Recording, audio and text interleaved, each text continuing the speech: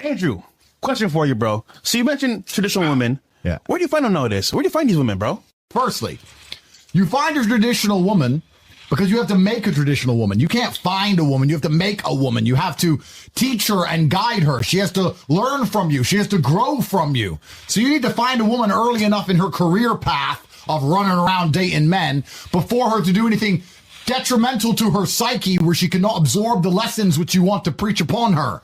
A good woman makes her man feel braver. She inspires him. She makes him want to work hard. Good women are extremely powerful forces of nature, as are good men. And I think the first thing you need to do is be the best version of yourself. And if enough people do that, then society will be fixed. But the truth is, as a man, if you have a good woman can be the best thing about your life and your greatest source of strength. And if you have a bad woman, a woman can make or break a man's life. Same job, same house, same car, same dog, same sofa, same bed. Different reality. Yeah. Bro, different reality. And even worse, you'll notice this the most when you have a girl who flips, who was cool, and now she ain't. And you're like, everything was good. Now you're upset. What? Over what? And you'll see. But a woman can make or break a man's life. To answer the question we asked earlier, if you're at home and it's Valentine's Day and you're sad, etc., good. Good. You're lucky and you're blessed and you need that mental reframe. And it's amazing how powerful a mental reframe can be. I think a lot of people even underestimate that the exact same scenario with a complete different reframe of it can change the outcome and all the lessons you learn from it. When bad things happen to me, my first answer is good. I've trained myself. This has happened. Good. Good. It's supposed to happen. Good. And that's the ultimate reframe. Because if you're going to sit there and go, oh, why me? You got to do it yourself. You need all these bad things to happen to you, and you have to use them as fuel. I think all the bad things that happen to you in your life are extremely important. I think pain is one of the most important elements of the alchemy that's required to become the most fantastic version of yourself.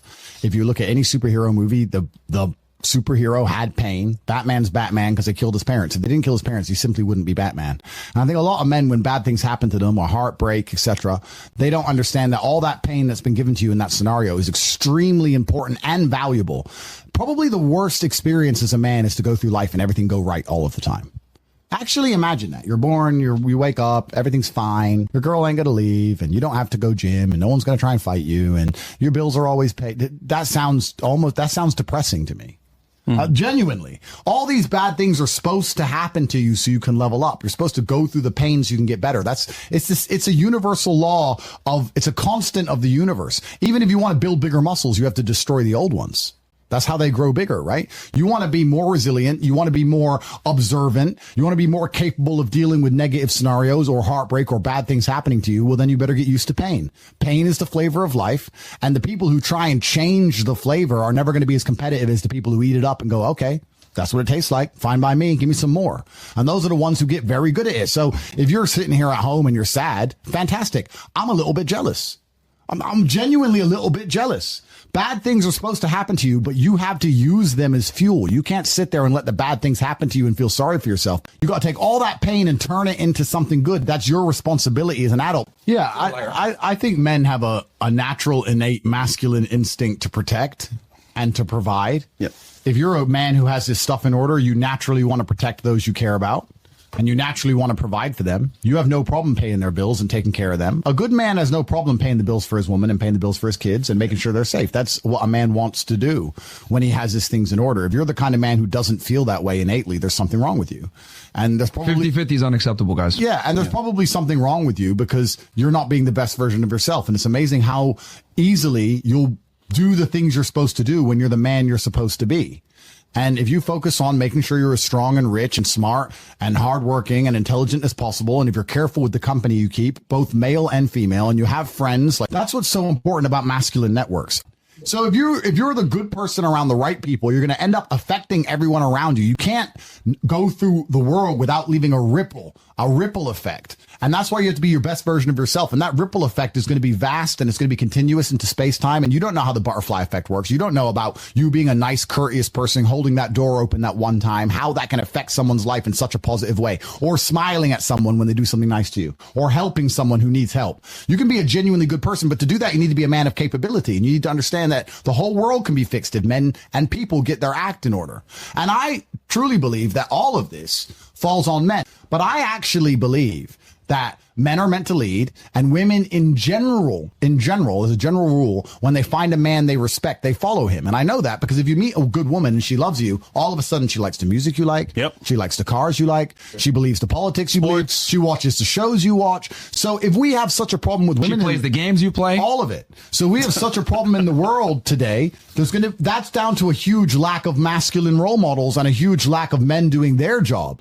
Because as much as we laugh and clown on women, etc., if you're a man who has his stuff in order, you're going to find a woman who's loyal to you. And they do exist. It's all about taking accountability as a person, blaming yourself for absolutely everything so that you have power over the situation, because you have no power if you blame the world. If you blame women for everything, you have no control. Yeah. If you blame yourself, you have control over the situation. And I think that if men get their act together, you'll be surprised how that will expand out towards society, and how not only your life gets better, but the life of everyone you care about, everyone you meet, everyone you interact with, their lives get better by extension. And that's what we need to fix society. I think that the universe or God or whoever you want to call it, I think they know what they're doing. You're going to get exactly what you deserve in this life. And if you don't have the things you want, quite often you don't actually deserve them. And if you start acting in a way where you do deserve them, you'll be surprised how quickly and easily they appear. You'll see. And a lot of you are sloppy and lazy, and you don't care to look back and realize where you've been sloppy or lazy, or realize where you've made mistakes. And then you're not understanding why your life is constant blunders and bluffs. Well, that's because you keep making mistakes. But if we look at it in a more universal and as a more meta point, I love that the world is hyper competitive. And when you're extremely successful, you do. I love the fact that women only want to date men with lots of money, because I have lots of money. And I love the fact that women want to date men with good bodies who are strong, because I'm strong. It's fantastic. I would actually be devastated if women changed their minds, because I like it being that competitive, because I like to win, and I have no problem with the competition. I have no problem with war. If you're going to sit and go, women shouldn't think this way, what you're actually doing, and you may not realize you're doing this, but you're speaking to the universe and saying, I can't win, so I want to change the rules of the game. Good point. I think you should apply a completely different mindset. If women sit there and say, I want this, this, this, this, and this, I am never offended by that, because I sit there and go, yep. Okay. All right. Text me then. I'm winning. So I'm winning. So I think you should look at these things as a man. How can you, as a man, take absolute self-accountability? Yep. You can blame her, and you can blame women, we can blame society, all those things. That's true.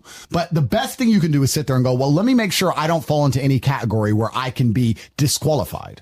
Yeah. And then you don't have to worry about any of these things. And the best thing about being a man, in fact, the only good thing about being a man, because being a man is much harder than being a woman. You're born with no value. You don't matter. Your life is hard. The only good thing about being a man is that it's a harder version of the game of life. It's a more difficult version of consciousness. And if you play a harder video game, you get a higher score. If you're a top tier male, it's the best possible experience. There are dudes out there who are jealous of chicks, because chicks get attention, because they're like, those girls get to go here, these girls get to go there. But if you were at our level and getting to do it as a man, not as a chick, as a man, it's better. It's much better. It's always going to be better. Yeah. So we have the best possible chance to live the best possible life. All you have to do is be man enough to get your stuff in order. And this is something that's really true about the world. And I say this all the time. People often say it's okay to fail if you try your best. But I will argue, if you try your best, you will never fail. If you try your best, you will not actually fail. If you get up every day and do what you're supposed to do. I've never seen a person get up every day, eat right, hit the gym twice a day, every day, eat properly, sleep as much as they're supposed to, their supplements are in order, doing their absolute best, who was not in good shape. I've never seen it. It's literally physically impossible. Yeah. So you either want it or you don't. And it's the same with absolutely everything else. A lot of people go, I've been trying. If you were really trying for the amount of time you've said you've been trying, you wouldn't still be in the position you're in. And that's the truth. When you're truly trying your best, people often ask me, they say, well, if women love money, why are they with these guys or these broke guys, or why are they with this guy who's trying to come up? I think if you're actually really trying your best in your life, and you're doing your very best to build a life, even if you don't have it yet, I think people can smell it. Not just women. Men. Ambition. People can smell the they can see their life's in order. Something's right. You can call it magic. You can call it energy. Is loud. You can call it something. Potential is very loud. And it's kind of amazing that guys will sit and they'll go, what do I do about this girl? How do I get this girl? And they'll send super chats. How do I get this girl? How do I get that girl? If you actually just do the things you know you're supposed to be doing and get your life in order, you'd be amazed how quickly it all falls together. It's like everything else. In chess, good moves come from good positions. Boxing, you land a good punch because you're standing in the right place at the right time. You do the right things. The rest of it's actually pretty easy. And as bad as this world is and as difficult as women are and feminism and all these things, I promise you, if you're acting the way a man should act with honor, integrity, you're hardworking, you're perspicacious and you have perseverance and you do all the things you're supposed to do, you're going to find a loyal woman who adores you. You're going to find it. You can be in the worst. You could be in Miami, Ratchet City, but you'll find a girl who's obsessed with you if you're doing all the things you're supposed to do. Even if you're not a millionaire yet, but if you're doing the things you're supposed to do. It's kind of beautiful how God will give that to you if you finally get your act together. If you're working hard, training hard, showing you're brave, showing that you're not afraid. This is some of the things that I think people don't understand as well. We talk about emotionality in men and how women find it unattractive. And I actually agree by and large, if you cry in front of your chick, to a degree, she'll lose respect for you. But it depends why. And there's always nuance and scenarios where that changes. If you're crying out of frustration or crying like a girl because you can't fix something, then I think she'll lose a lot of respect for you. But if you're sitting there furious with tears running down your face because you're about to go kill the man who hurt her, she ain't going to lose respect for you. That's different. So again, even a lot of the other arguments, a lot of the things we talk about emotionality in men or all these things or crying, etc. It ties back to the basic premise. I'll tell you now, I would argue with all my money and all my status and all of my physical attributes and how handsome I am. And all, if a woman felt like she wasn't safe with me, like I would allow something to happen to her and I wouldn't do anything about it, she'd leave. Sooner or later, she'd leave. And she might leave me for the thug who would kill a dude who looked at her wrong. And maybe he's too far the other way. But they crave that safety. There's no light without dark. And if you want a woman to truly respect you, she needs to rely on you for everything. But you better not fail her. And you have a huge responsibility as a man. You got massive responsibility. You can't be the guy who says, I don't know. Bro, when she comes to you and says, this is broken, and you go, I don't know. She's going to look at you like, what? Who are you? Even if you don't know, you got to find someone who does know and pay the price and get it fixed. That's your job as a man. And you just start saying, I'll just tell her I love her all the time. Everyone on Instagram tells her they love her. And eventually she'll check one of their profiles and he's got a nicer car than you and he's better looking than you. And it's just a slow ticking time bomb. And we can apply this to relationships and everything else. You don't own anything. Everything is rented. You have a nice business, you stop working on it, you go broke. You have a nice body, you stop training, you lose it. You have love, you stop working on it, you lose that too. Everything is rented. And I'll tell you the number one thing in the world that's rented that most people don't realize is that there is your woman's respect for you. You can't start slipping because you start slipping and the trap is they make you slip. Yes. Just eat this food. The superpower is to never be slipping. I'll even tell you now, this is a personal story. It's a personal experience, but women have said to me, you always live with your boys. Why are you always with your boys? I'd like to live with you. But they never leave me because living with my boys is what keeps me sharp. That's why I am the man they're in love with in the first place. If I live with just them, you're never going to be the same as when you're with the predators. You're never going to train as hard. You're never going to keep your head on a swivel the same. You've got to have that. You've got to have that warrior instinct. So when we talk about a woman's respect being rented for you, that comes down to so many tiny things. It comes down to the fact that your phone is charged and your gas tank is full and you're organized. Bro, some of my best conversations are me sitting with my girl and talking about what we would do when World War III comes. What we're going to do what we would do if someone tried to break into our house. Well, they can't, baby, because I put a gate there and I've got armed guards. I've got bulletproof doors. Look, here's a Glock. I got this here. I didn't know that gun was there. Of course I do, baby. I got everything. Like, they love hearing that. They don't love it. They love hearing that more than anything. Stay ready. Stay ready. Because that's what they expect from you as a man. That, I'll tell you, nothing will turn a chick on more than you telling her how you'll fight the entire world to save her. But they also expect it of you. And it doesn't matter how liberal the relationship. Doesn't matter how feminist the girl and guy. If they're walking down the street and a man comes up to attack them, she's going to expect her man to do something. Damn right. She's going to expect him to do something. I think one of the few things left you can offer as a man that social media cannot yet replace us for is security and safety. I think it is your primary objective to make a woman feel safe. And I think if you can do that, she will feel something intrinsic that is aligned with her biology that she can't get from social media. And if you do it well and you're good at your job, in fact, her being famous on social media and having so much attention ties into her needing safety even more. And I think that security and safety can be physical. It can be financial. It can be in a lot of different ways. But if you say to a woman, look, you can get a bunch of attention on Instagram. Sure. You can make some money on Instagram. Sure. A bunch of men are going to message you on Instagram. Sure. But I'm the only one who's going to make sure nothing bad happens to you. I'm the only one who's going to make sure you don't make mistakes. I'm the only one who's going to make sure that you are taken care of. And if there's a problem, you can call me no matter what. And that requires a degree of competence and capability. But I feel like, and I'm just talking from personal experience, if you can't make a woman feel safe nowadays in lots of different regards, both physical and financial, and even intellectually safe, if you're competent and a woman comes to you with her problem, it takes you less than a fraction of a second to tell her what to do. Yeah. If you can make her feel safe, you can compete with the machine mind. But if you can't give her that safety feeling anymore, if you're Joe Schmo and you can't do it, or if you don't feel like, or if she doesn't look at you as a man who she can come to for guidance or advice, if you can't give her safety, I don't think you can compete with Instagram. I think you're going to lose, no matter how much money you have or how much attention you give her. You can't give her more attention than the world will give her on Insta. You can't. Safety's all we have left, which ties into why it's so important you need to be a masculine man in the first place. She needs to look at you. My girl says to me all the time, "You're my hero. You're like a hero. You're like a superhero. You're like the heroes. I know nobody can touch me if you, because you stop them."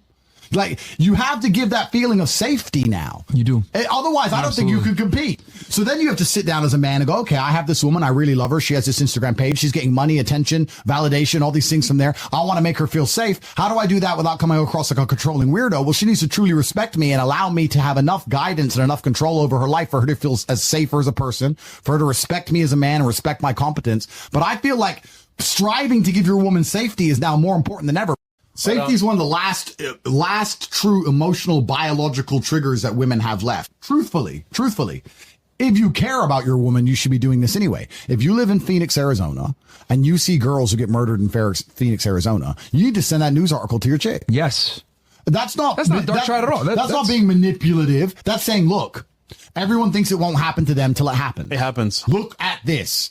Here's how, and then ask her as an adult. You're an adult. How do you think, look at the scenario, read the article. Why did this happen to her? Well, first it was 9:30 at night. Secondly, she was by herself. Thirdly, she was riding a bike. Like, how do we make sure this never happens to you? Do you understand that I wouldn't be able to continue with my life and be the same person if I lost you? How do I make sure this never happens to you? My number one goal is not to stop you having fun and not to stop you living your life, but I feel like as a man, I need to protect you. Here's this, that. Once you show your intention is truly for her safety, she's going to be far more likely. She'll have a much higher propensity to listen to what you say, because that's the last thing left you can offer as a man. Now, if you're lazy, Really good point. If you're lazy, if you don't train, if you don't know how to fix the fridge, if you come across as incompetent, if you're sloppy, if you're slow, then she's not going to believe you when you try these things, because she can say, well, what would you do anyway? I have genuinely never been, or every single girl who knows me, whenever they watch the movie, and this is, I swear to God, when they watch Taken, they message me. They say, you'd do that, wouldn't you? So, of course, top G. They believe Liam Neeson my way, because I'm that guy. Yeah. I'm that guy in their mind. And you got to be that guy. I've had my girl say to me, can I go here? And I say, no. I don't trust those people, or it's dark, or I'm not around, or I don't really want you to go there. And she'll say, I'm so glad you said no. And I'll say, what do you mean? She goes, I don't know. I'm just glad you said no. I feel safer. I feel happier that you won't even let me go. Yeah. You can't get your girl to listen. If I tell her not to go, she's more happy I won't let her. And that's kind of where, I guess also, if we go further down the rabbit hole, you can also apply this to other things. If you say to a girl, don't go to the club, why? You're right, but the reason you're telling her reeks to a degree of insecurity. Now, you're right, and you can do it the right way. But if you were to say, I don't think you should be going out, bad things happen, I care about you, and I want to make sure you're okay, I'll take you out, but I don't think you should be going out. And she's like, I really want to go. You're like, all right, cool. I'm trying to protect you here. I'm your man, and I believe it's my job to keep you safe in all realms. If you want to disobey my orders, well, then how can I be responsible for making sure you're safe? But now you're not speaking from a position of insecurity. You're speaking from a position of authority and respect and capability and competence, which is a different thing. And I don't think many men even do that.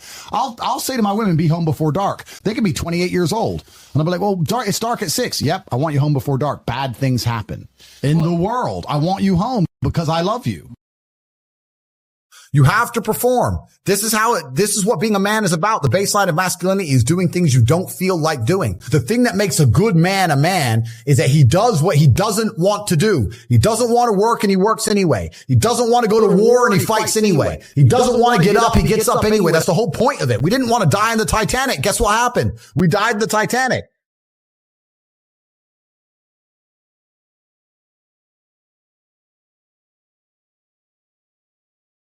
People often ask me, especially when I put up a picture on Instagram, how I'm in such good shape. Say, how are you in such good shape when all you do is travel the world and drink alcohol and smoke cigars? The idea barely of go it. to the gym. And I say that I train in my sleep, and they call me crazy because I can lucidly dream, because I can control my dreams, which is another podcast in and of itself. I train in my dreams. I convince my mind that I've trained. I convince my mind that I need to be ready for war, and my body reacts accordingly. It is the ideas that are real. What do they say in the Matrix? The body cannot exist without the mind. It's the ideas that are real. An idea in and of itself is real enough. If you remember a dream the same way you remember a real event, they are basically the same. My body proves that because I do most of my training as I sleep. So lucid dreaming is basically, I don't know if anyone's here has had a dream that you realize is a dream and then you can control it. Have you ever had that? Yeah. So you're in a dream and then you go, for me personally, I'll be in a dream and something will happen and I go, that doesn't make sense. Oh, wait, I'm dreaming. And then I can fly and shit. Now, usually I can only do it for like a minute or two in dream time. You know, time's a bit different in dreams until the dream ends. And I usually wake up where the dream ends. So it's kind of annoying because sometimes I'll be in a dream and I'll realize it's a dream and I'll start doing some shit. And then I'll also consciously know that I'm running out of time before the dream ends. It's weird. So that's how I dream. So the way I do that, and when I say that I use my dreams to calculate things, is because if you're ever heartbroken or upset or you're really worried or stressed, you might dream about the problem.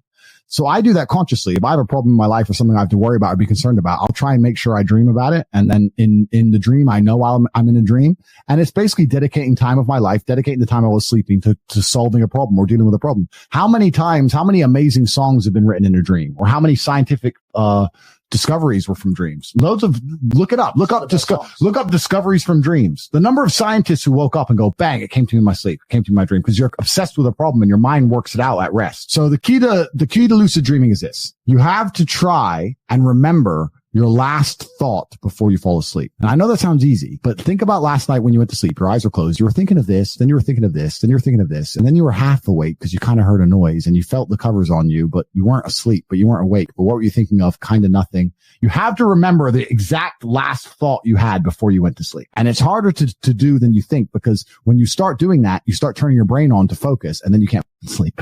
So you have to do it like Zen. You have to just Zen go, I'm going to sleep, but I'm going to keep track. Right now I'm thinking of this dumb shit. Okay, now I'm thinking of that dumb shit. And sequentially in order, remember all the things you're thinking about until you remember the last thing you thought about before you went to sleep. When I started learning how to do that, there on out, about 70% of the times I would dream, it would be lucid. And I genuinely, even to this day, I'll be in a dream doing whatever. And I'll lift up a cat and go, that has no weight. This is a dream. Okay, this is a dream. So I'll just float through this wall quickly. Where's Tristan? Or me go on the computer, and I'll just control it for like 2 minutes. It's weird, but it happens by remembering what you're thinking about before you fall asleep. And if you actually genuinely think about that task and think about now when you go to sleep, you'll be trying to do it and you'll realize I'm thinking a bunch of bullshit, or I'm thinking of a memory, or I'm half remembering something, that your mind kind of falls apart a little bit as you fall asleep. If you can keep track of it, you can control your dreams. And for me, if I ever have a genuine real issue, I can literally say I'll deal with it. I'll think about that later when I'm sleeping. I know it sounds stupid, but it's true. I would accredit it to my success when I was kickboxing. I believe that if my brain synapse is firing, it must have, for X action, it must have a positive reflection on that action. If my X synapse, if the synapse in my brain is firing to slip a jab in a particular way, and my brain is firing, even if my body isn't moving, but my brain is firing to slip that jab, I believe that on a long enough time scale of my brain imagining me doing something repeatedly over and over and over again, I'm going to be better at doing that action, even if my body doesn't reflect. So when I say I train in my dreams, that's exactly what I mean. I would train, I imagine slipping punches in my dreams and how I would do it. And although my body wasn't doing the thing because I was asleep, but my synapses were firing the same. And I believe that had a positive impact and a positive effect. That can't be proved, but I believe it. And if I believe it, that also gives it power. There's so much work for you to do as a man. I don't know how people I barely sleep, and I never not work, and I never lay in. I'm never lazy. And I don't understand how people don't work all of the time. And when I say that, people say, but work on what? I don't know what to work on. Bro, you need 10 passports. You need 25 bank accounts. You need shell companies. You need a trust fund. You need to make some money. You then need to move that money away. You need multiple places to live. You need a place for your children to live. They need a trust fund. You have stuff to do. Yep. And the people are just sitting around doing nothing. It's mind boggling to me. And there are some people who you just can't help. There is a huge percentage of the populace which they're beyond saving because they're the worst thing you can possibly be, which is a quitter. Being a quitter is the worst thing you could possibly be.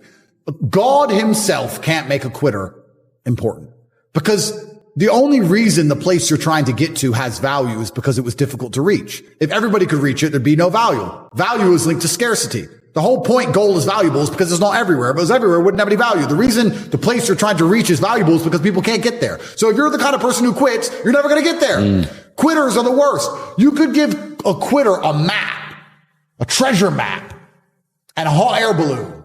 And say, it's going to take you right to the treasure. It's going to be a 7-day journey. Here's a sandwich. Yeah. And halfway through, they'll be like, oh, I'm cold. Yeah. You just said that, 7 days. Nah. Yeah. And they'll quit. Yeah.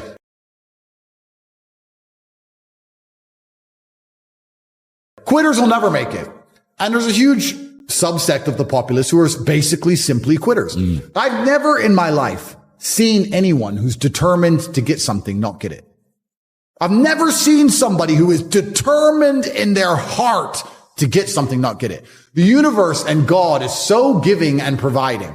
People think it's difficult out here. I disagree. I've never seen someone wake up and say, nah, this is all I care about. This is all I want. Not get it. Everyone who thought that way in fighting was a world champion. Everyone who thought that way about money was rich. I've never seen anyone fail. Bro, I've seen people with no credit score and no job determined to get an R8 manage to get one on finance somehow. I've seen it. If it's all you want, you're going to get it. You're going to find a way to get it. You're going to find a way. Yeah. People go, oh, I want this. If you wanted it, you'd have it. Literally, I spoke to a man who had done a podcast recently, and he was saying, if someone had a gun to your children's head and said to you, the only way I'm going to move this gun is by you making $1 million, you are going to make $1 million. 100%. Yeah. You're going to be motivated for the first time in your life. People often say, if you try your best, it's okay to fail. But what they don't understand, the true secret to the universe is that if you try your best, you never fail. Yeah. I can't stop myself working as a person who doesn't need money. And then there's people with no money who don't work. It blows my mind, which is why the winners are winners and the losers are losers. Losers do a little bit of work and rest. Winners work as hard as possible and worry they're not working hard enough. It's just a separation of personality types. And it's almost like you can't save these people. I have something I sent in my email recently. I said, you could give the average man a brand new Ferrari and a road map and a coffee and a full tank of gas and tell him the destination, success. And halfway along the drive, he'll quit because it's too far. No matter how well you set it up for people, they'll quit. Then they say, this is what's another thing that's amazing to me about motivation. I don't feel motivated. Newsflash, neither do I sometimes. You're not going to always feel like doing it. You have to do it anyway because it's your duty to do it because you don't want to be a loser. That's the whole point. If you felt like doing it all the time, then there would be no magic to it. The magic is that you do it regardless of how you feel. How do you stay motivated when you're like, I'm a man? A day of work in 10 years. I've never had a day off. Maybe I've had days where I've gone driving the supercars and I've only done 2 hours work instead of 8 hours. I've never had a day where I thought, okay, I'm not going to work. Never once ever. My screen time on my phone is 9 hours a day, every day. I do not miss a day of work ever. If I'm the most viral Googled man on the earth, it does not change a fucking thing. I am working. Earth must be conquered. The matrix must be attacked and shattered. I do not stop. I will not quit. I will not surrender. I am not that person. I have zero interest in rest or respite. It's bullshit for cowards. Even the idea of resting aggravates my mind. So what I'm supposed to do this? Wait, let me practice. Sure. Yeah, that sucks. No, but is there... Sucks. Bro, I got shit to do. I can't even contemplate the idea. People say to me, if I had your money, Tate, I'd just go chill. That's why you'll never have my money, dummy. Well, here's you my just want to go question do to that, nothing. though. I don't want to do nothing. I want to do shit. A lot of teens or young people or even adults, they're suffering from a lot of mental health issues. Okay. And what's your advice to them? The world is hyper competitive. If you're going to be a man who's going to sit and say, I'm just sad, you are always going to lose in competition to men like me.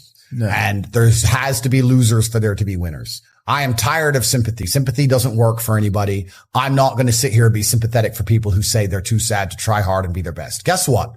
Perhaps I was sad every time I did exactly what I was supposed to do and trained anyway. Perhaps I was afraid when I fought anyway. Perhaps I was tired when I worked anyway. This is how you get ahead in life. I don't have a an ounce of sympathy for these people who sit here and say, well, I feel this way, so I can't, then don't do it. Stay down there. The winners are at the top, and the winners at the top don't give a shit about how they feel. We wake up and we perform regardless of how we feel day after day. So if I'm going to ignore my own feelings, I'm certainly not going to take into consideration anybody else's. Yeah. Why am I going to ignore how I feel and make sure I'm constantly performing regardless, flawlessly, and then sit and go, oh, but he doesn't feel good, so he's allowed to fuck up. No, you are not. You're not allowed to fuck up to your ancestors or to God or to yourself. You have to perform. This is what being a man is about. The baseline of masculinity is doing things you don't feel like doing. I can't comment on being a woman because I'm not one. But the baseline of masculinity as a whole is the thing that makes a good man a man is that he does what he doesn't want to do. He doesn't want to work and he works anyway. He doesn't want to go to war and he fights anyway. He doesn't want to get up. He gets up anyway. That's the whole point of it. We didn't want to die in the Titanic. Guess what happened?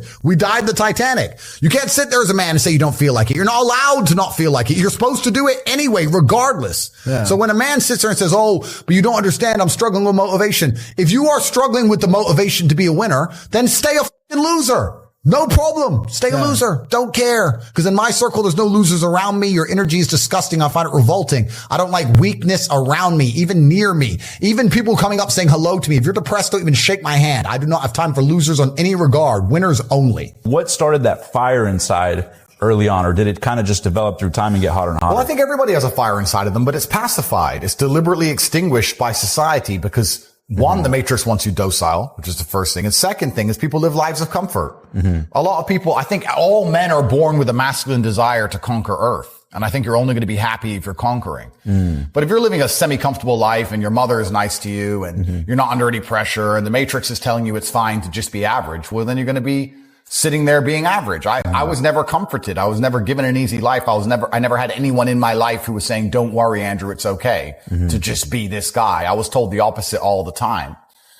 I don't know if the fire inside of me is any bigger than it is inside of every other man. And I think that every man at home watching this, if they don't have the things they want in life, should feel a degree of resentment towards themselves or disappointment, understanding that they have the same desire and drive that I have. They just allowed themselves to be psyoped out of it. They've allowed the matrix or whoever to convince them it's okay to not be the man they could be. And I never allowed anybody to do that to me. When I was 15, my first job was carrying boxes of fish from 7 a.m. till 5 p.m. And I would run to work. So I'd leave the house at 6. I'd run an hour. I'd get there at 7. I'd finish work at 5. And then I'd run from there to the fight gym, get to the fight gym.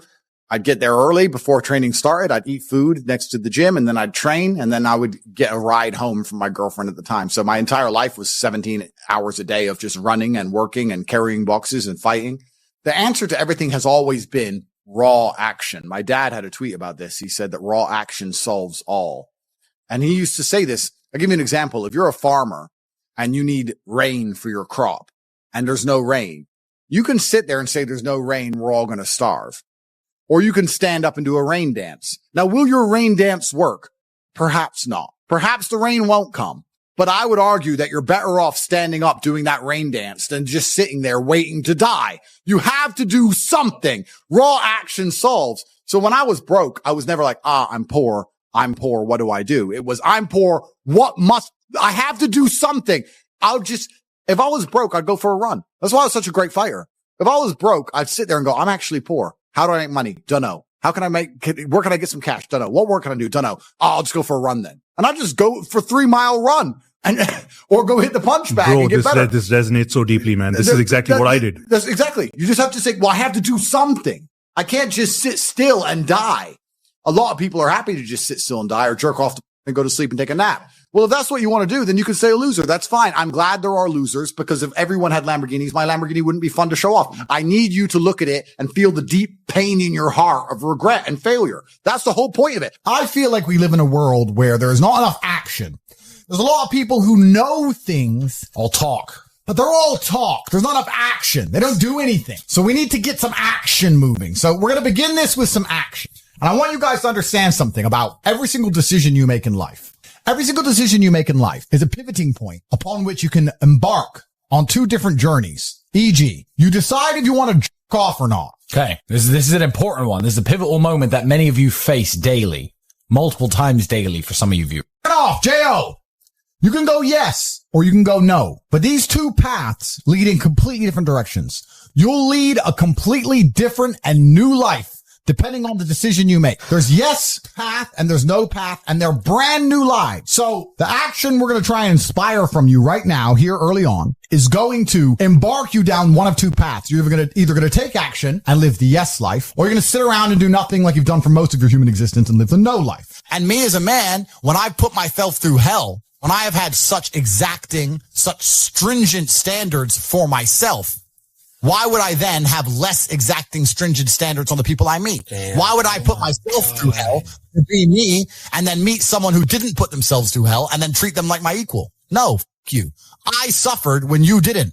So you're not my equal because you decided not to suffer. You have enjoyed comfort when I haven't, and that's fine, but don't expect me to look at you as my equal because you're not. I'll snap your neck. I think that as humans, especially as men, we only learn the hard way anyway. There's two ways to learn a lesson, the hard way and the hardest way. There's no easy way to learn a lesson. You have to learn the hard way. So God gives us lessons via difficulty. He thinks you need to learn this about yourself or this about other people. So I'm going to give you a difficult time so you can learn your lesson. Because if I told you, if I just said, hey, Andrew, this is how the world works, you go, yeah. But when I show you, when you feel it, my fight coach used to say, you have to feel it to believe it. There's a lot of people who complain about the bad things that happen in their life, not understanding that without the bad things, you'd have no life at all. You need all of the bad things. You need the mental struggle. You need to go through things which you regret. You need to sit there so that if you've never regretted any action you've ever taken, how can you sit and make a intelligent decision for the future? You can't do it. You need to sit and say, well, I felt the sting of regret for X. I don't want to feel the sting of regret for Y. You need this experience. And that's what life is all about. People think that life is just the good times. And this is the massive misconception. But they say you should have no interest in what people think about you. That makes you insecure. And that is the largest psyop in history, to wake up and say, I'm not going to be successful. I'm not going to be strong. I'm not going to be interesting. I'm not going to go out there and test myself. And I'm not going to put honor on my last name because I would hate for people to think I'm insecure. I'm secure. So it doesn't matter if you think I'm a loser, and it doesn't matter if I am a loser because I'm just going to sit at home and I'm secure. No, it's not insecurity. It's called duty to your last name and honor. And that's just another one of the many different tentacles inside of the psyop octopus, trying to snatch any motivation left from the masculine spirit. So Andrew, you're a multimillionaire. Yeah. You also have crypto. Yep. You also invest in different investments. Yeah. So for someone that's a young person coming up, yeah, what is the best piece of advice you can give to them to make it to be successful? Right. So if someone were to say to me from absolute ground zero, how to get rich? Mm-hmm. All right. That's a good question. So I would say do two things. The first thing I would say you should do is develop a phone addiction. And you should develop a phone addiction, but you should refuse to consume content and only create content. Genius. So it doesn't, I will say right here, right now, I have a genuine phone addiction. Me too. 9-10 hours a day screen time. Me too. I live on my phone. I'm on my phone. That's where the money is. That's what it is. Facts. So where else am I going to be? Right?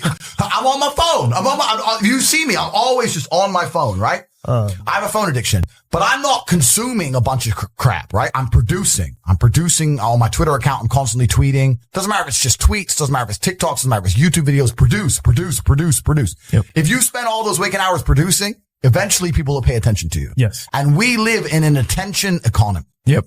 This is the economy we now live in. It's no longer about competence like it used to be. It's not even so much, it's about attention and it's about network. It's those two things. It's who you know and it's how many people pay attention to you.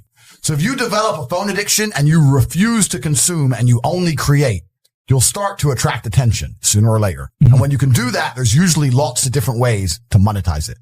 If we were still in the animal kingdom, the lions that you see on TV, they weren't just born big lions. They had to fight other lions. They had to fight to get that antelope. They had to fight other animals, hyenas, jackals. They had to fight to be the boss. We're living in a comfortable world now where people think, oh, it doesn't matter. But you know what?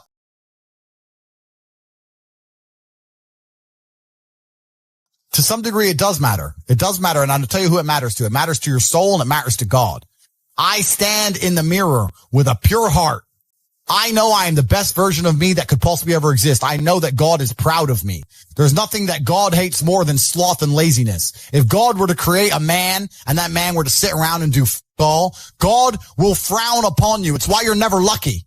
If you're listening to this and you think I'm never lucky, I'll tell you why, because God dislikes you because you're lazy. Start to work. Start to show God the beauty of his own creations. You'd be amazed how lucky you'll become.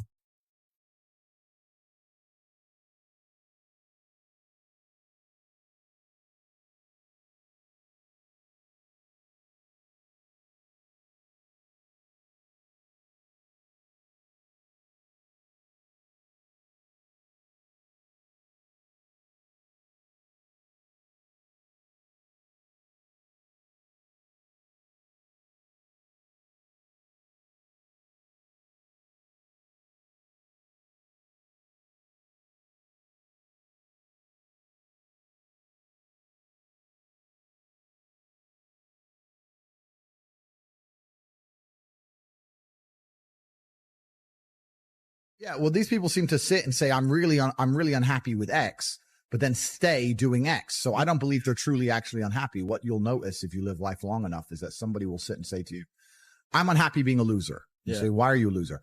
I just sit at home and play video games 7 days a week. And you're like, okay. And maybe 3 days of the week, they're unhappy doing that. But 4 days of the week, they don't really, it doesn't really bother them. It doesn't really bother them. Because if it bothered them 7 days a week, guess what? They would fix it. Correct. So I have very little sympathy for people. And that's not because I'm not a nice person, but it's because I've been so hard on myself and I've been through so many things that were difficult, and I've been through so much pain and trauma myself, some of it self-inflicted, some of it given to me by God to make me a better person. But I've been so difficult on myself. It's very hard for me to look at somebody who's refused to be difficult on themselves and see them as my equal or feel sympathy or pity for them. Why would I feel pity for somebody who took the easy route when I took the hardest possible route? Yeah. I took the hardest possible way to be the man I am, and you were too big of a, and now you want me to feel sorry for you? I don't feel sorry for you. Yeah. I don't feel sorry for these people, because as a man, you can be anything you decide you want to be. That's the beauty of being a male. You can build your character completely from the ground up, just for video game. Every single thing about me that people respect, I do. I was not born a world champion kickboxer. I was not born this intelligent or intellectual. I was not born this rich. I was not born this strong. I was not born this confident. I was not born this interesting. I was not born this charismatic and humble and gorgeous and tall and strong and sexy. I was not born none of these things. I became these things myself. Hey, Andrew. So how do I get like a six-pack? What's the fastest way to get a six-pack? Why does it have to be quick? Why does it have to be easy? Why do you think life is all quick and easy? Why can't it be hard and difficult? Why can't you suffer? Because suffering is what gives it value. If everyone had a six-pack and it was quick and easy, then it wouldn't be valuable, would it? If everyone walked around with a six-pack and they got it easily, then no one would give a shit. The whole point is that it's difficult to get. Value is linked to difficulty. If you want something that is valuable, you need something which is difficult to obtain. The fact that you just said you wanted it quick and easily shows that your whole mental model is fucked. You shouldn't be thinking about quick and easy. You should be thinking about hard, suffering, pain, going through it. That's what you should be thinking about. This is going to be hard, but I'm going to do it anyway. Because when it is done, then everyone's going to know that I went through something difficult. Why do you want it to be quick and easy? Lessons and trauma, and the more you go through, the better of a man you are. And if you were to find the best men on the planet, I guarantee they've been through a bunch of terrible things. And you can use that trauma to become a better person, or you can let that trauma consume you and destroy you. But I thank God for all of it, because it gave me endless power to become the person I am. If you're truly angry or truly unhappy, then you can't sleep. And if you can't sleep, then you get twice as many hours as everybody else. Become monumentally successful. So there's advantages. There's advantages to difficulty. I am glad for everything that happened to me. I wouldn't change a thing. Thank God for all of it. So truthfully, I think I'm lucky. I've been blessed. The reason I talk about these things is not to tell people I've had a hard life. It's to make it clear to people who are complaining about their own lives that the bad things that are happening to you are what you need to become the man that you want to be. I can't talk about women because I'm not one. I actually think trauma is terrible for women because it masculinizes them. They become cold. And that's not attractive, right? We want feminine, pure, protected women. I don't want a woman to ever go through anything bad in her life. I think a man should go through it for her and protect her, because I think that's how she's her best self as a woman. But I think to be your best self as a man is the absolute opposite. When someone emails me and says, this has happened to me, I'm like, good. No, what do you mean good? It's terrible.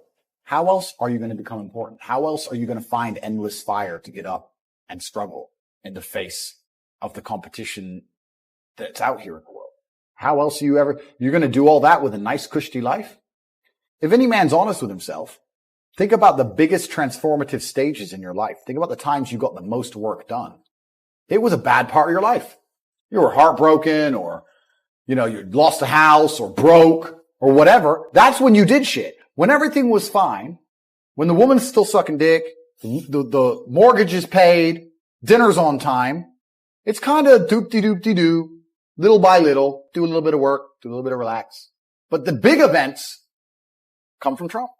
This is it. So it's a cheat code. It's a cheat code to climb the mountain. I think we're here to struggle and to learn. I don't think we're here to be happy. I think we're here to do important things, and important things are going to be difficult, and they're going to be hard, and you're going to get frustrated. But that's what gives you purpose. That's why when we keep going back to the happy argument, I've always found that kind of frustrating and annoying. Yeah. Someone goes, "Oh, but I want to be happy." Why? Why do you want to sit there and laugh? Like you were happy your entire childhood. That's your happy days. You're allowed to be happy as a kid. Right. It's all over now, right? You're a man. Anyone who's chasing happiness, I think that's a very feminine frame. I understand why some women just want to be happy. I don't know how it feels to be a girl, because I'm not one, but in my experience, I know women who just want to be happy. Yeah. Girls just want to have fun. Yeah. Fine. But you're a man, right? And if you're a man, then it's absolutely an utterly different experience of life. I think we're here to struggle. I think we're here to endure pain. Yeah. I think we're here to just see how hard we are to kill. I think that going through terrible things and living through them and coming out the other side is one of the most fantastic things about being human. It's almost like once you understand what life is really about, there's no emotion which isn't enjoyable. The only emotional state which can be seen as detrimental is feeling nothing at all. And if you're sitting at home and you're feeling truly heartbroken, at least you're feeling something, right? I think this is what God wants from us, from all of us. It doesn't matter what the adversary is. It doesn't matter how much you're hurt by it. You need to allow it to motivate you to push harder and show your power, and show your resilience. And even before I became Islamic, I very much understood that when bad things happen to me, this is a lesson from the universe or from God or from the creator to stand up and show who I am and who I can be, and to take all of the pain and anguish and disappointment and heartbreak and all of this and turn it into a force I can use for good and to make myself a better person. And I think if you don't approach life this way, that you're always going to struggle, because life is hard for everybody. It's going to be hard. It doesn't matter who you are or what you do. You need to be resilient to it.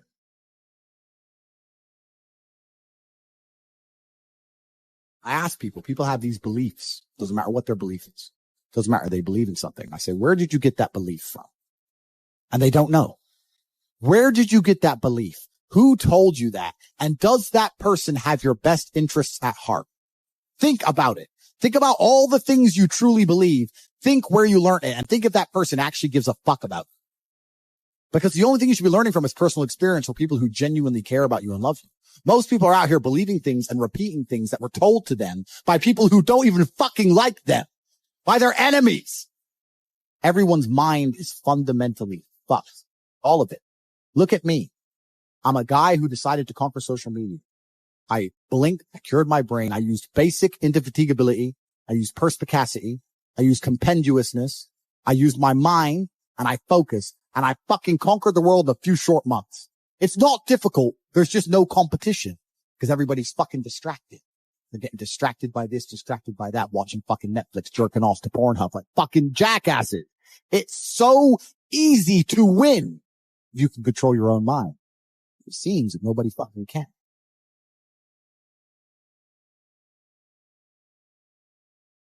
I can't imagine truly wanting to quit something and not admit it. I can't imagine. Like, when I talk to people who say, I want to quit smoking, I say, when? They go, oh, well, soon. But that means you don't want to quit. You want to keep smoking for a while and quit later. Like, I could quit cigars today. Like, it wouldn't even plague my mind.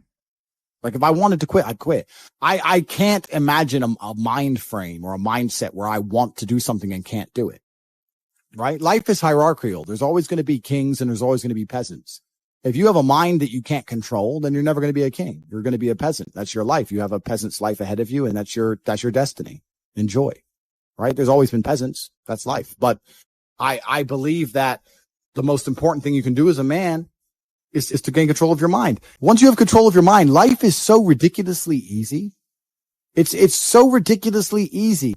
It's so easy to be in. People say to me, Tate, you're in good shape. All you do is drink vodka and travel the world. You're never even home. You never even have a gym. How do you do it? It's ridiculously easy if you control your mind. If I decide to do 1,000 push-ups, I'll do them. Maybe I have to do them one at a time. Maybe I'll get tired. Maybe I need a break. I'm going to do 1,000 because I said I'm going to do 1,000. It's not fucking hard. Everyone knows what they're supposed to do. Once you control your mind, it's easy, right? Getting over a breakup with that bitch. You miss that girl. You're upset. You miss her with all your heart. Da-da-da. But once you realize she's gone, if you control your mind, she's gone now. She's gone now. I'm going to miss her. That's a shame. Off to the gym. You either control your mind or you don't. If you cannot control your own mind, then you are just a feather in the wind of life, because your own mind is the only thing you can control. You can't control the weather. Right. You can't control other people. You can't even control whether your heart stops beating. You might have a heart attack tomorrow. You can't control anything besides what you think. If you cannot control your own mind, then you go through life with zero control. Zero influence. You can't control anything. You're just a feather in the wind, waiting for life to blow you from happy place to sad place to happy place to sad place, completely hoping on the gods to be fortunate to you, because if any genuine discomfort comes your way, you're fucked. It is trained like everything else in life.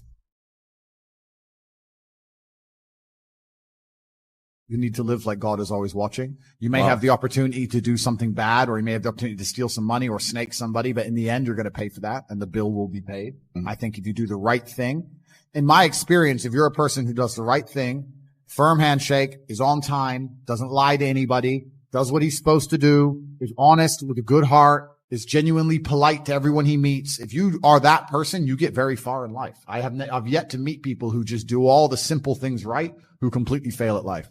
But I've met a lot of people who snake or steal some money and they get really rich, then they lose it all, or they get rich and end up a gambling addict or depressed or etc. So you have to just understand that God is always watching. He's going to reward you in the end. That's the first thing. And the second thing I will say is that you are the sum of the 5 people you spend the most time with, and you need to curate your reality. I think the biggest problem with young people today is that they don't curate their realities heavily enough. The people that they want to spend most time with aren't adding any value to their lives, and then they end up wondering why they don't get it. When I tell people that you are the sum of the 5 people you spend the most time with, everyone agrees. They go, yeah, that's probably true. The 5 people you spend the most time with, that's what you're going to end up like. They say, yeah, that's true. And then they continue to hang around with people who they don't want to be. Why? There has to be a point. There has to be a point where you sit and go, okay, you're my friends, et cetera, et cetera. I love you guys. Yeah, we can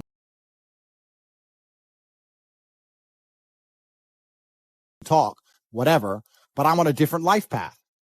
You have to leave some people behind. If you were to come hang out with me and you were in a room with me and my 5 friends, you'd feel self-conscious. You're right. You don't feel self with your friends. If you were to come hang around with me and my crew, you would be self-conscious, and that self-consciousness would motivate you, or they would certainly instill the discipline required for you to change. You don't feel self-conscious amongst your peers. That's why you don't change.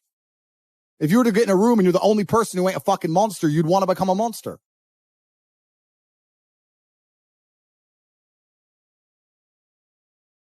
Do you have something to prove? I think everybody on the planet has something to prove.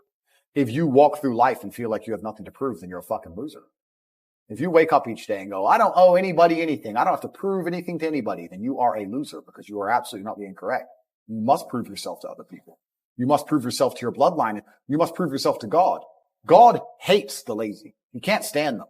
If he gives you all these genetic dispositions and these natural God-given gifts, if you have 2 arms and 2 legs and you can think, and you're not trying your absolute best, that's the reason you're not lucky. He doesn't like you.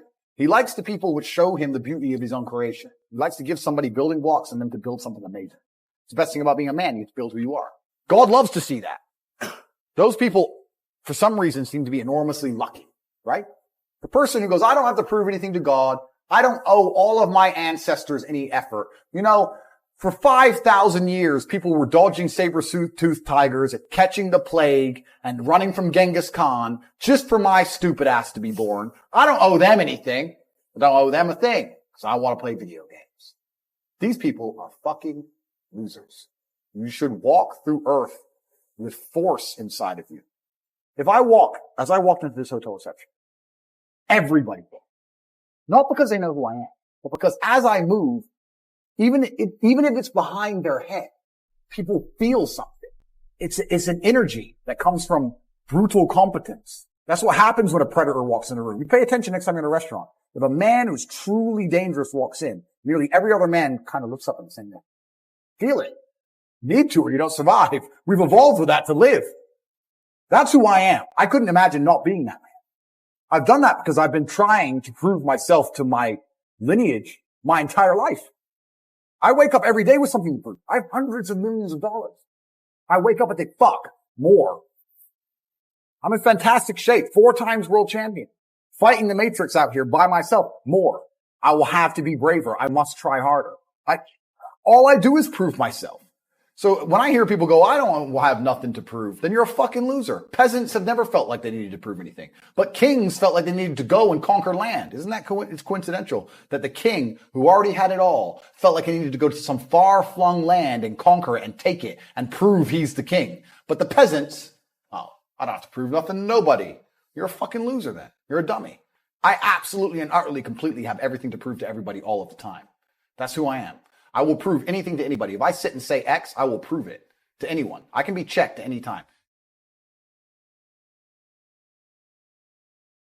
And their ancestors who fought fucking saber-toothed tigers or escaped the Mongol hordes or managed to dodge bombs in the Second World War. All the shit they went through just for this fucking cretin to be born. And to look at him, look at who he is, listen to his life story, listen to what he does on a day-to-day basis, and they would feel nothing but fucking shame. Your ancestors did all that shit, all that struggling to survive, hunting and gathering, fucking avoiding enemies, anything it took, dying at age 30 from a tooth infection, all the crap they went through just for you to be born so you could smoke weed and jack off. That's what your ancestors died for. That's what they worked so hard for. That's who you are. That's the end of your fucking bloodline. Do you feel no shame? It's fucking shameful. My ancestors will look at me and think everything we went through was fucking worth it. Your ancestors will look at most of these people, their ancestors look at them and feel nothing but fucking disgust. Well, I guarantee even their fucking living relatives, their living parents aren't even proud of them. Like the fuck? Your own father's ashamed of you. And you don't even feel fucking motivated to do shit. It's a fucking shame. If you were to go and look your father in the eye and said, you know what? I could have been a UFC champion. I could have been multi-millionaire, I could have been a race car driver, I could have been a fucking nuclear physicist, could have done all these things, but I was busy on Pornhub. You think he's gonna be proud of you? Fuck no. Fuck no. And there's men here who will deny it, right? There's men who will go, no, no, no, no. But those are the ones who are most lost. And they should look in the mirror, look deep in their own eyes and say, yes, I'm fucking disgusting. I can change this. That's the beauty about being a man. If you're disgusting, you can change it. That's the beauty. There's nothing stopping you changing it. You're right. And you must accept it. You must accept it first. Most of these people, what they do is they hang around with other disgusting people, and then they're a little group of disgusting people, and they think, well, I'm not disgusting. Everyone's disgusting, and this is normal, and it's normal to be a fucking jerk off. Not in my world, it isn't. It's not normal to be a fucking jerk off in my world. It's the denial that's going to hold you back the most. People who go, yes, I'm wasting my potential. Those are the ones who have potential. The ones who stand up and go, I am wasting my potential. I could be anything and I am not that yet. They have a chance. The men who go, well, no, actually, I'm fine. They're fucked. They're inside the matrix, fully slave-minded. They're a waste of time. But if you sit there and go, you know what? Yeah, I am wasting my potential. Yes, I can be more than I am. Even if I'm already great, I can do better. As good as I am, I still push myself to the limit every single fucking day. I have every single thing a man could possibly want. I'm still pushing myself. This is your prerogative as a man, but you need to be instilled with a sense of duty to your bloodline. You must want it. You need to want it deep inside your soul. I can't die as anything less than emperor. It's my destiny. There are duties that men must fulfill, whether to God or to your bloodline.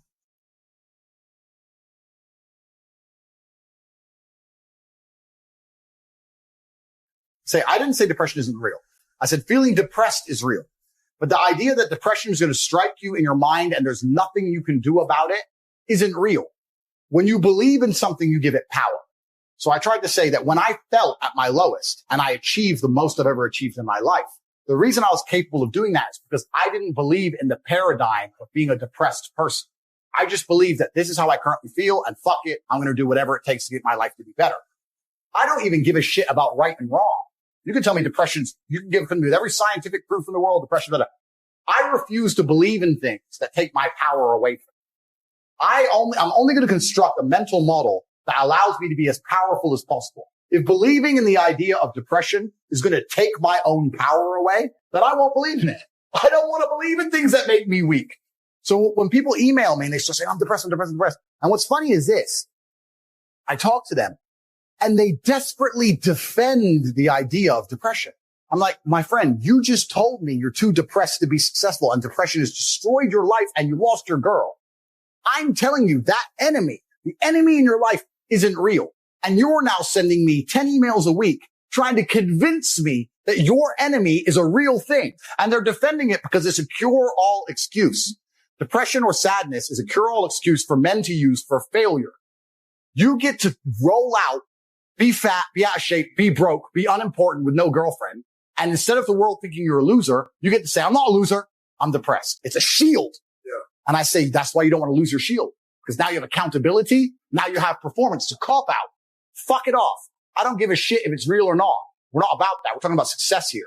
Get rid of your excuses. Stop defending the thing that's ruined your life and get to fucking work. And every time anyone has ever listened to me in history, ever, every single one of them's transformed their lives and messaged me positive messages afterwards. Every single fucking time. That's why I'm antidepressant. Because that pill ain't going to fix you the way becoming the man you wish you were is going to fix you. Conquest is all life's ever been from men. This is what men have an innate desire to conquer. Why did the Romans wake up, melt rocks, make swords, and walk in random directions? They didn't have Google Maps. They didn't have a fucking clue where they were going. Random directions to find some other group of people and fuck them up and take their shit. Why? Conquest. This is a conquer. Why did Genghis Khan ride his ass from Mongolia all the way to fucking Vienna? It's a long way. Why? Conquer. Men are born with this innate desire to conquer. It's inside of us. They're trying to suppress it. They're trying to distract it away from you, tell you that you're wrong. You're toxically masculine. You shouldn't want to conquer. You should want to sit at home and be tolerant. No, you shouldn't. You should want to conquer shit. Doesn't matter if you do it fiscally and make as much money as possible. Doesn't matter if you do it gym, lifting as much weight as possible. Doesn't matter if you're trying to become as big as possible on the internet. You need to find out a way to conquer Earth and conquer. It's the only thing that's going to make you happy as a man. The only thing that's going to make you intrinsically happy is conquest. Nothing else. If you're depressed because you don't conquer shit, conquer something. Get up and do it. It doesn't have to be a negative at all. You can do it in a very, very positive way.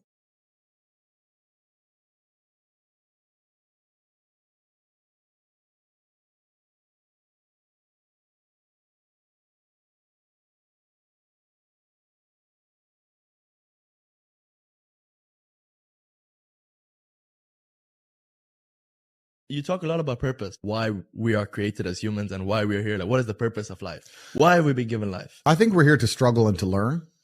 I don't think we're here to be happy. That's why when we keep going back to the happy argument, I've always found that kind of frustrating and annoying. Yeah. When someone goes, oh, but I want to be happy. Why? Why? Why do you want to sit there and laugh? Like you were happy your entire childhood. That's your happy days. You're allowed to be happy as a kid. It's all over now, right? You're a man. You have responsibilities. I think we're here to do important things, and important things are going to be difficult and they're going to be hard and you're going to get frustrated, but that's what gives you purpose. I think we're here to struggle. I think we're here to endure pain. Yeah. I think we're here to just see how hard we are to kill. I think that going through terrible things and living through them and coming out the other side is one of the most fantastic things about being human. I think that it's almost like once you understand what life is really about, there's no emotion which isn't enjoyable. The only emotional state which can be seen as detrimental is feeling nothing at all. But if you're sitting at home and you're feeling truly heartbroken, at least you're feeling something, right? And I think that's the whole part of being human. I think we're here to struggle. I think we're here to go through pain. I wake up each day and go, what can I attack? What problem can I solve? And look at history. Why did Genghis Khan wake up and want to conquer the whole world? Why did Napoleon conquer the world? Why did Alexander the Great conquer the world? You just wake up and just say, give me this, give me that. I want all of it. Yeah. There's an army there. They're really big. We're better. It's intrinsic. You need to go and conquer. That's the purpose of life. Do you believe that God created us? So why did God create us to struggle? Because if you don't struggle, you don't learn. God created us to learn and understand ourselves and understand other people and understand the world. And what did I say earlier? I said that you don't learn a lesson without pain. So you have to struggle to learn anything. There's only two ways to learn things, the hard way or the harder way. If you're smart, you can learn the hard way. But in my experience, 99% of the planet only learn the hardest possible way. If you want to feel happy inside of yourself and you want to feel content and you want to feel stable inside of yourself, you need to live true to God. And I'm not saying you can't drink a little bit of alcohol or not party or not have a little bit of fun, but you have to be a good person. I don't believe in the societal paradigms in which they have tried to construct this idea of happiness. I don't believe or subscribe to the way that happy and sad is currently understood by the masses of the population. I think if you are anything less than absolutely distraught, you are happy. You're a version of happy. It's like saying gray is a version of black, right? No matter how light the gray is, you can still call it a version of black.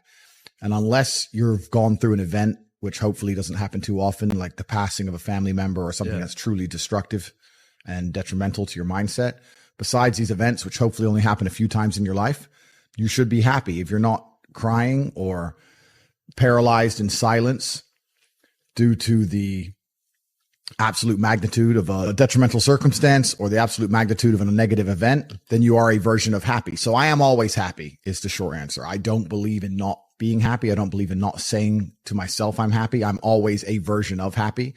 And this idea of chasing happiness and always being concerned and preoccupied with how happy you are is actually the biggest mistake that a lot of people make, I think, in the world today, especially men who wake up and go, oh, I don't really feel happy, so I need to get happier. And that's how they end up down a hedonistic path of drugs or alcohol or gambling, chasing pleasure. I don't care how I feel. Yeah. I don't care if I feel happy or sad. It doesn't really affect what I do each day. I do the exact same things. I act the exact same way. I don't care. I don't put weight to the significance of the emotion. So I always consider myself a happy person. But if I woke up and I was slightly less happy one day than another, it wouldn't affect anything I do and I wouldn't put any relevance to it. I'm human and that's life. So yeah, am I any happier now that I have hundreds of millions of dollars than before I was broke? Not really, but I was never unhappy. I'm the same state that I was then that I am now. I have work to do and I will do it. It's as simple as that. Well, also there's no light without dark and there's no joy without pain. You can't have a rainbow without a little rain. No matter how hard you chase pleasure and happiness, there's going to be dips and troughs in between. There's going to be come downs and downtrends. And you're going to have the juxtaposition between that time you were laughing your head off and acting giddish like a child and the time that you feel depressed as such. And I think it's much better to just adopt a very disciplined, stoic mindset. I'm always the same base level of happy regardless.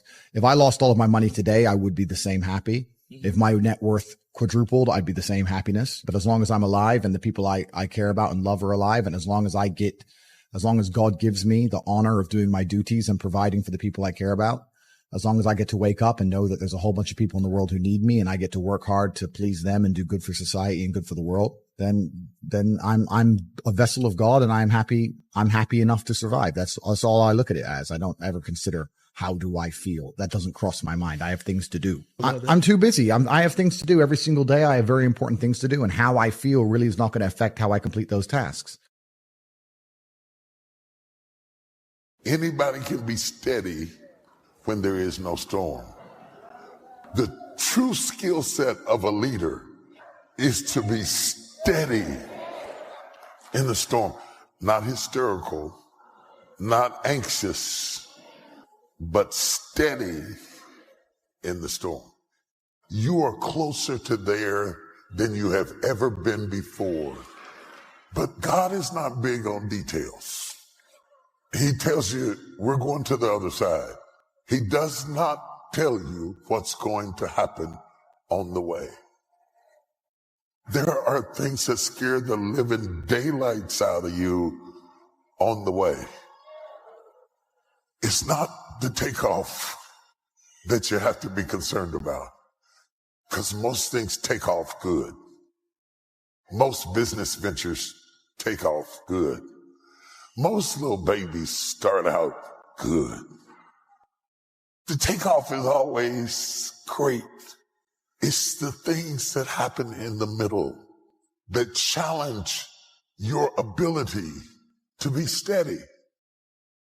And there you are in a crisis, in a storm, and you're trying to get to the other side. Wherever there is, wherever God has predestined for me to go, I want you to notice that He determined the end from the beginning. He knew where he wanted you to go before he formed you in your mama's belly. He had predestined for you to go to a place. But in the process of getting there, storms arise. The one thing that we all have in common, black or white, rich or poor, short or tall, the one thing I can guarantee you that all of us will face, male or female, is a storm. There is nobody you're going to meet or fall in love with that will avoid the fact that storms are built into God's plan. You have to know that he equipped you with a fire extinguisher and an emergency exit and an automated system that even when you can't see him, you can hear him. And if you will follow his voice, you will get to the other side. The first thing we do when we get in the storm is to try to fix the storm. The storm is not yours to fix. You cannot fix the storm. And this drives you crazy, but it's particularly difficult for men because we are raised to fix stuff. And there are some women who feel that way too. You feel like you failed if you don't fix it. You lose self-esteem because you feel like it's your fault because you can't fix it. And I came to tell you, every storm that comes your way is not your job to fix. Storms don't always warn you that they're coming. Oh, once you get so high in the air, the pilot is going to pass out and you're going to almost lose your mind. Your husband is going to leave you for your girlfriend and your sister, your mama. Nobody, you don't get to pick. And how do you sit down and tell your boys you lost your girl to a girl? Oh, you think that's funny? Yeah, you think that's funny, but that's happening. You don't get to pick the storm you face. You don't get to pick what life is going to hand you. And to all those control freaks, you have a special degree of trauma because the only time you feel safe is when you're in control. And I confess to you, I hate it. I don't want to be in something I can't control. And when you're in a storm, the big question in your mind is, do I have what it takes to stand against this storm? Can I make it through at my age? Can I make it through at my stage? Can I make it through after all the other stuff we've been through? And the worst time to have a storm is when you're already tired. That's why the enemy waits till you're tired. He waits till you're frustrated. And you feel like if one more thing hits me, I am going to lose it up in here. And that's when the storm comes. And it came to pass. And it came to pass. Every storm that ever hit the planet came. No matter how fierce, no matter how devastating, no matter how many homes were destroyed, they always come. And no matter how severe, no matter how terrible, no matter how many lives were lost, families were lost, it still comes to pass. How many times in your life have you gone through something you thought you wasn't going to make it? Where are my real people at this morning? I'm never going to make it out of this. This is too much. I can't handle it. I can't take it. And half of the stuff that broke my heart and almost drove me crazy, I can't even remember. It's in my rear view mirror. But in that moment when that storm hits, can I be steady in the storm? I've had some tough storms. And I learned that what I have to do is be steady in the storms. Can I talk to you this morning? Stop wishing for other people's stuff because you don't understand all the things they have to put into it to be ready to handle it. If your perspective doesn't change, you will misunderstand that God allowed the storm to give you an experience that nobody else ever got to have. You want an uncanny anointing? Go through an uncanny storm. You want an uncanny influence? Endure an uncanny storm. You don't get this by wishing for it. You get it after you've suffered a while. There are no shortcuts to the storm. Oh, do you hear what I'm talking to you about? And this is not a time to faint. And this is not a time to give up. And this is not a time to die. No matter what happens to you, it ain't over. Ain't no such a thing as over. As long as God wakes you up, that means he ain't through with you yet. Every painful time, it's developing something in you that can only be developed in the tough times. When you get into a tight spot and everything goes against you, never give up then, for that is just the place and time that the tide will turn.